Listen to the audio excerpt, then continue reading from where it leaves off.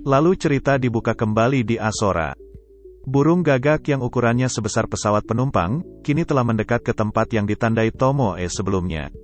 Makoto yang melihat ke arah Yatagarasu, melihat ada 3 orang yang menaiki Yatagarasu. Di sebelah kiri, ada seorang lelaki tua berkulit agak gelap, yang tersenyum ramah dan tenang.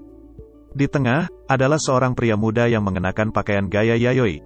Senyumnya menutupi seluruh wajahnya, dan dia tampaknya dalam suasana hati yang baik. Makoto berpikir bahwa dia yang Dewa Susanoo. Dan yang di sebelah kanan, adalah seorang wanita, rambutnya bersinar dengan warna coklat muda. Tak lama setelahnya, Yatagarasu mendarat. Dan Makoto menyapa mereka. Lalu Dewa Susanoo berterima kasih ke Makoto karena telah menyambutnya. Dewa Susanoo yang melihat Makoto tampak gelisah, menyarankan Makoto untuk tidak terlalu tegang, karena Makoto tidak melakukan kesalahan. Lalu setelahnya, 2 dewa yang lainnya memperkenalkan diri ke Makoto. Yang pertama Dewa Daikokuten, yang merupakan salah satu dari 7 dewa keberuntungan. Dalam mitologi Jepang, dia disebut dengan dewa kekayaan. Ia sering digambarkan memegang palu emas, dan duduk di atas karung beras. Dan yang kedua adalah Dewi Athena, dewi dari mitologi Yunani kuno, yang sering disebut Pallas Athena. Setelah mereka memperkenalkan diri, Makoto membungkuk ke mereka, lalu mulai membimbing mereka ke mansion Makoto. Di sepanjang jalan, para dewa tampak tertarik pada Asora, dan terlihat seperti mengaguminya. Terkadang mereka menanyakan berbagai hal tentang Asora. Tomoe dan Makoto sama-sama menjawab pertanyaan mereka. Tetapi, jika mereka bertanya tentang asal-usul Asora, Makoto dan Tomoe hanya bisa menjelaskan bahwa itu sepertinya muncul ketika Tomoe dan Makoto membuat kontrak naga. Setelah beberapa saat berjalan, mereka sampai ke ruang terbesar di Asora, yang biasa digunakan untuk pertemuan. Sesampai di sana, para dewa melihat orang-orang tergesa-gesa dalam persiapan penyambutan. Melihat hal itu, mereka bertiga mengatakan ke Makoto tidak perlu untuk repot-repot. Setelah itu mereka memulai pembicaraannya. Makoto menanyakan apakah ada hal khusus, sehingga para dewa mengunjunginya. Dewa Susanoo mengatakan, alasan terbesarnya ke Asora karena dia tertarik dengan Makoto. Kalau Dewa Daikokuten mengatakan bahwa dia memiliki bisnis. Sedangkan Dewi Athena, dia hanya ingin datang ke Asora, dan setelah melihatnya jadi dia tertarik dengan Asora. Melihat Dewi Athena yang tertarik dengan Asora, Makoto menyarankan Dewi Athena untuk tur di Asora. Lalu Dewi Athena menerima tawaran Makoto, dan meminta Makoto untuk membimbingnya. Mendengar itu, Makoto meminta Tomoe untuk membimbing Dewi Athena. Lalu Makoto memperingatkan Tomoe lewat transmisi pikiran, untuk tidak menantang Dewi Athena untuk bertarung. Karena Dewi Athena pencemburu, dan dikenal dengan Dewi Perang. Setelah itu, Dewi Athena dan Tomoe keluar ruangan. Lalu Makoto menoleh ke belakang, dan terlihat Dewa Susanoo dan Daikokuten tersenyum. Lalu Dewa Susanoo mentertawai Makoto, karena mengatakan Dewi Athena orang yang pencemburu. Ternyata transmisi pikiran yang dilakukan Makoto ke Tomoe, dapat didengar oleh ketiga dewa. Mengetahui hal itu, Makoto merasa sedikit tertekan. Melihat itu, Dewa Susanoo mengatakan bahwa Makoto akan baik-baik saja jika melawan Dewi Athena, tetapi tidak mungkin bagi Makoto untuk tetap menutup pikirannya tentang seperti apa Dewi Athena. Lalu Dewa Susanoo berpikir untuk memberikan kekuatannya pada Makoto. Tapi, dia bertanya-tanya mengapa Makoto membawa begitu banyak kekuatan, sehingga Makoto selangkah lagi dari kematian. Lalu Dewa Daikokuten menyarankan Dewa Susanoo untuk tidak memberi Makoto kekuatannya. Karena Makoto dipenuhi dengan kekuatan dewa hingga batas tubuhnya. Dan Makoto juga telah meningkatkan kapasitas kekuatan sihirnya. Kemudian Dewa Daikokuten menyuruh Makoto untuk terus meningkatkan kapasitas kekuatan sihirnya. Dan Dewa Daikokuten akan menahan dari dalam. Tapi Makoto mengatakan bahwa akhir-akhir ini dia tidak melakukannya, karena efeknya memperluas Asora. Lalu Dewa Daikokuten mengatakan, agar tidak perlu khawatir dengan hal itu, karena dia, Susanoo, dan Athena akan mengatasi agar Dewi Bak tidak mengetahuinya. Beberapa saat setelah itu, mereka memulai pestanya. Sekarang ini Dewa Susanoo tertawa melihat penampilan Jenderal Raja Iblis Rev, yang saat ini telah menjadi bayi naga yang imut. Lalu Makoto bertanya tentang Yatagarasu, dan para dewa mengatakan bahwa Yatagarasu adalah inkarnasi matahari, dan menghancurkan mata orang-orang yang tidak layak untuk melihatnya. Setelahnya para dewa memuji alkohol buatan Tomoe, mereka mengakui itu lezat. Melihat reaksi dari ketiga dewa, Tomoe tampak sangat senang. Karena Athena tidak punya hadiah untuk Makoto, jadi Dewa Susanoo menyuruh Athena harus bekerja di Asora. Mendengar hal itu Makoto jadi kaget, karena dia tidak ingat menerima apapun dari Dewa Susanoo atau Dewa Daikokuten. Lalu Makoto berpikir bahwa hadiah dari kedua dewa itu adalah Yata Garasu. Lalu mengenai Dewi Athena yang bekerja di Asora, dia mengatakan itu akan menjadi masalah. Tapi sebagai gantinya Dewi Athena akan memberi perlindungan surgawinya. Setelah itu Makoto menanyakan tentang hadiahnya ke Dewa Susanoo, karena dia tidak ingat Dewa Susanoo dan Dewa Daikokuten telah memberi hadiah. Lalu Dewa Susanoo mengatakan agar Makoto tidak perlu khawatir mengenai hadiahnya, dan akan mengejutkan Makoto mengenai hadiahnya nanti. Setelahnya pesta berjalan dengan lancar. Sekarang Dewi Athena menggunakan triknya ke Jenderal Raja Iblis, dia membuat Rev tumbuh menjadi naga besar yang agung, dan itu mengingatkan Makoto pada naga dari mitologi Hindu. Melihat hal itu, sorak suara gembira dan tepuk tangan memenuhi seisi ruangan.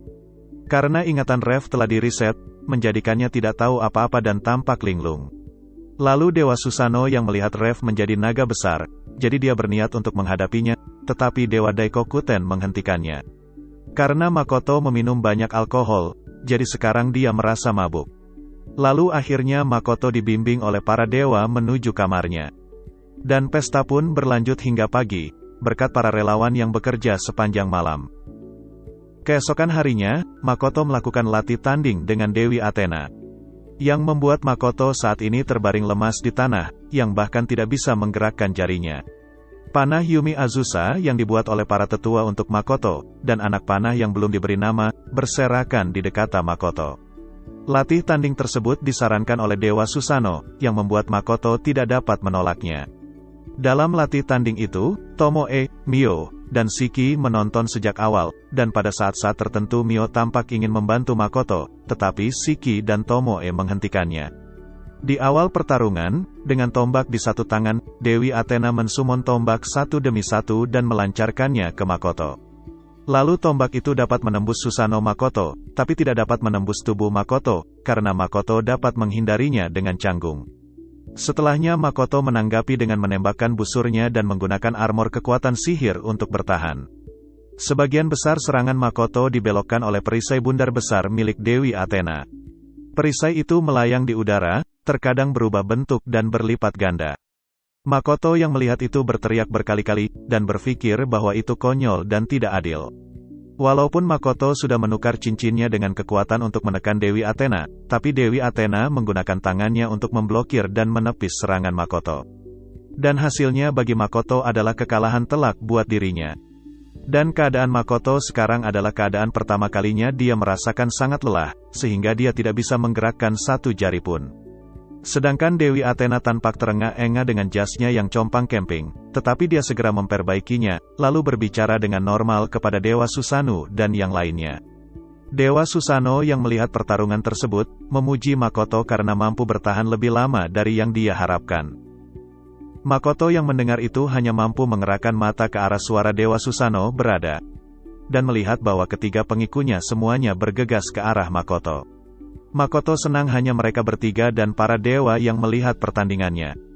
Karena Makoto berpikir agak terlalu menyedihkan untuk ditunjukkan kepada semua orang di Asora. Lalu Dewi Athena mengatakan bahwa Makoto telah bertarung dengan berani. Dan saat Dewi Athena ingin menyembuhkan Makoto, Makoto malah menolaknya, karena sudah lama Makoto tidak merasa seperti sekarang ini, jadi Makoto ingin tetap seperti ini. Kelelahan seperti ini hanya dirasakan Makoto saat berada di bumi setelah menyelesaikan latihannya.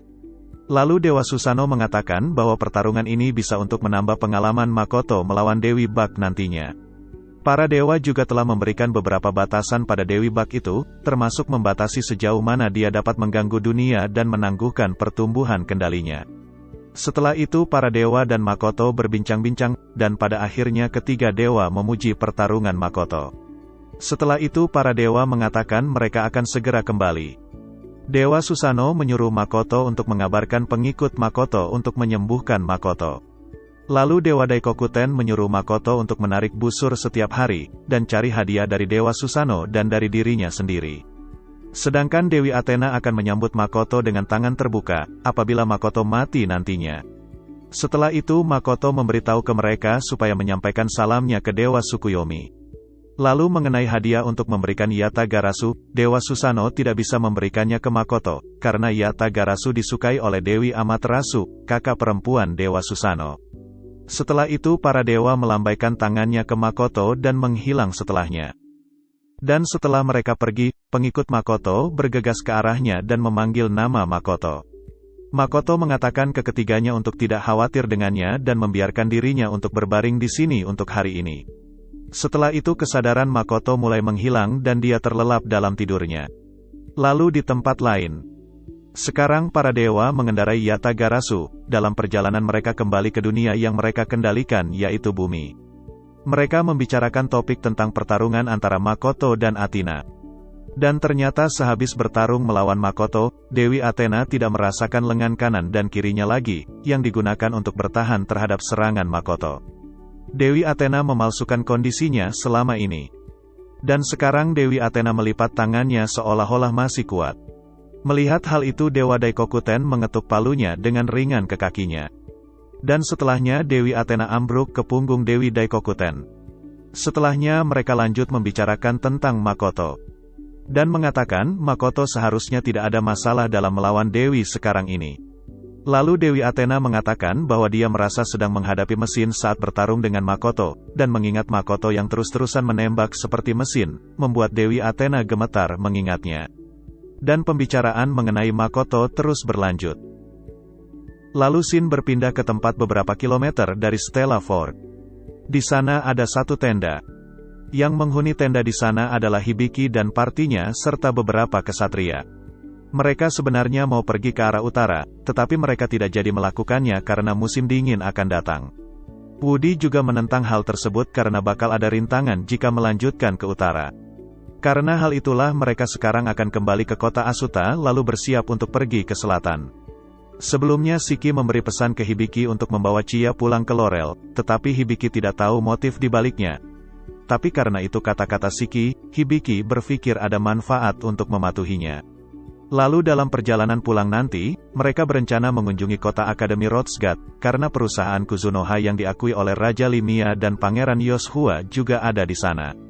Hibiki juga ingin tahu apakah Mio dan orang yang bernama Raido yang belum pernah Hibiki ketemui juga ada di sana. Hibiki punya firasat bahwa Shiki dan orang berkostum pahlawan itu terhubung dengan perusahaan Kuzunoha. Dan setelah itu musim dingin pun datang. Lalu Shin berpindah ke benteng Raja Iblis. Di sana terdapat kota yang sangat berbeda dengan kota manusia.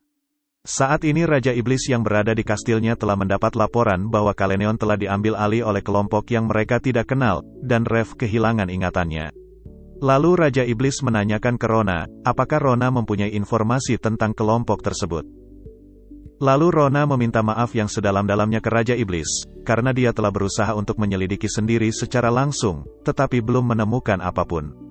Setelahnya Raja Iblis memuji Io dan Rona karena telah mengakibatkan kerusakan besar di ibu kota kekaisaran. Tetapi Jenderal Iblis Io dan Rona mengenakan ekspresi penuh rasa malu sebagai tanggapan atas kata-kata baik Raja Iblis. Mereka berdua beranggap tidak pantas menerima kata-kata pujian Raja Iblis dikarenakan rencana mereka tidak berhasil sepenuhnya. Setelah itu Raja Iblis memerintahkan Io dan Rona. Io diperintahkan untuk mengambil alih Renhei di selatan. Sedangkan Rona, diperintahkan untuk mengatur pertemuan dengan perusahaan Kuzunoha. Mendengar kata Raido, anak dari Raja Iblis yang bernama Sari, mengatakan ke Raja Iblis bahwa dia juga ingin ketemu Raido. Sari tertarik kepada Raido dikarenakan Rona menunjukkan laporannya, dan Sari pikir mereka adalah perusahaan yang sangat unik. Lalu Raja Iblis mengizinkan Sari untuk bertemu Raido. Ada 4 kandidat untuk menggantikan Raja Iblis. Mereka semua adalah anak-anak Raja Iblis. Namun, mereka tidak semua memiliki darah Raja Iblis di dalamnya. Cara Iblis memilih raja mereka berbeda dengan yang dilakukan manusia. Mereka mencari anak-anak yang luar biasa, tidak terbatas pada garis keturunan raja, lalu yang dipilih akan menerima pendidikan yang diperlukan untuk menjadi Raja Iblis. Mereka yang terpilih telah menjalani penyaringan yang tak terhitung jumlahnya. sehingga hari ini hanya ada 4 dari mereka yang tersisa. Dan Sari adalah anak bungsu di antara mereka. Setelah pertemuan berakhir, Sari dan Rona berjalan bersama. Lalu dalam berjalan mereka membicarakan tentang Raido. Sari ingin menentukan apakah Raido akan berkontribusi pada masa depan iblis atau tidak. Karena Sari tidak peduli bagaimana perang berakhir, dia hanya ingin masa depan iblis akan terus berlanjut. Lalu Sari mengatakan bahwa dia tidak terobsesi dengan tahta Raja Iblis. Karena ada Roche untuk manajemen internal, Sam untuk diplomasi, dan Lucia untuk urusan militer. Sari beranggap bahwa Roche yang terbaik untuk menjadi Raja Iblis berikutnya, dan peran dia untuk bertindak sehingga tidak akan ada konflik. Lalu pertemuan antara perusahaan Kuzunoha dan iblis pun semakin dekat. Dan langkah kaki para pahlawan dan iblis mendekati perusahaan Kuzunoha.